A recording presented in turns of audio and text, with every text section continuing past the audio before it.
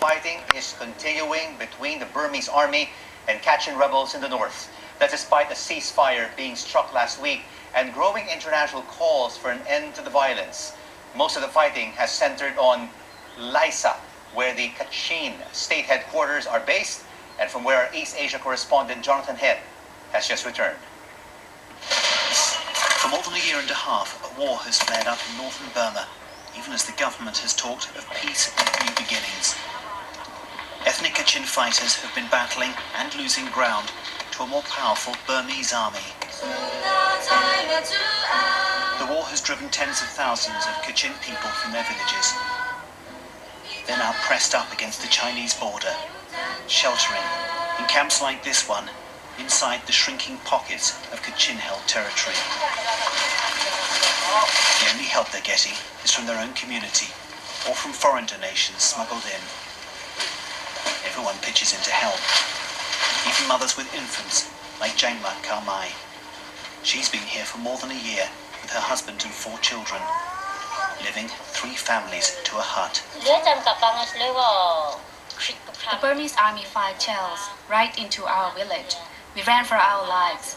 There were 4 or 5 people on each motorbike. We left everything behind, even our clothes. The fighting's very close now, and fierce. Kachin soldiers are putting up tenacious resistance on the last high point they hold outside Lisa. The trench I'm standing in now is just 2 or 3 kilometers from the Kachin headquarters in Lisa. And those hills you can see behind me have been captured by the Burmese military in just the last few days, and they're still firing their mortars quite close to us.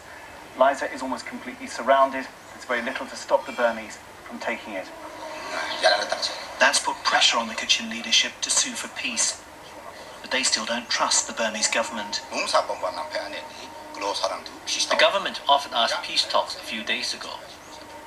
We don't refuse that, but with thousands of Burmese troops attacking us with artillery and airstrike, it's not possible to have peace talks now. We need political negotiations on our status inside Burma. Hundreds of lives have been lost on both sides. I watched them as they buried 20-year-old Marit Branglat, hit by a grenade while defending the hill. Fresh graves are filling up Lisa's cemetery. In the evening, exhausted soldiers are delivered back from the front lines. The strain of fighting these one-sided battles is written in their faces. They fired artillery at us all day long, said this captain. A lot of our guys were killed. Those civilians who've not yet fled march for peace at night when the guns are silent. But who's listening? The Kachin won't give up their long quest for autonomy and nationhood. The Burmese army believes it's on the brink of victory. Jonathan Head, BBC News, Kachin State, Burma.